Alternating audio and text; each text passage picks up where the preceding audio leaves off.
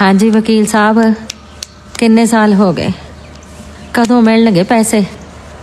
हैं जी?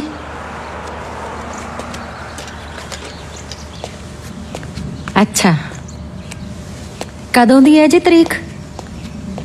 ठीक है, साडियां ते जी थोड़े ते आसा ने।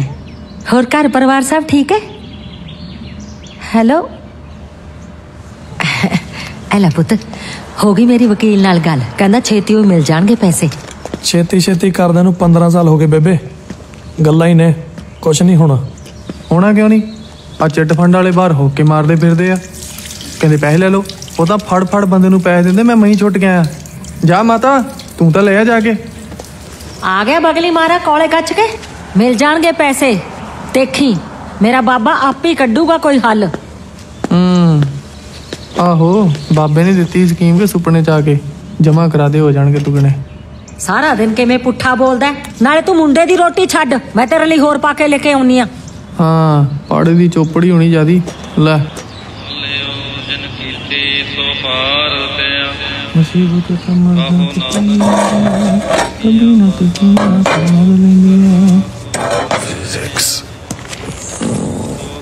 खासियां पारियां, तू किवें सैल जे मचाई बैठा, की होया? होना की है, आ किलो किलो भारियां किताबां नाल मत्था मारिया सी भी किसी वड्डे काल च दाखला मिलू। पता नहीं सी भी इन्ना पढ़ लिख के भी डोनेशन देनी पैनी। बंदा ना यार हैंडीकैप्ट होवे चलदा, गरीब नहीं होना चाहिए। की कुछ सोचा सी, वड्डे कालज च पढ़ के नौकरी मिलू, चंडीगढ़ कोठी होएगी ते माता नूं नाल रख के उहदी सेवा करांगा।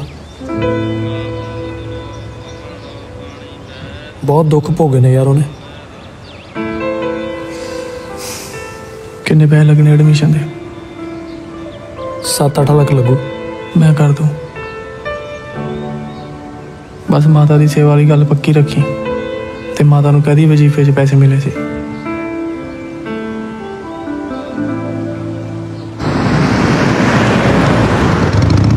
काम खासा ही तगड़ा लगदा जिहड़ा तू कराउणा। हाँ काम तो बहुत वड्डा, बॉस नूं फुल भरोसा होना चाहिए तेरे ते। दलेरी मैं तेरी देख ली है, बस बॉस नूं जिगरा दिखाउणा।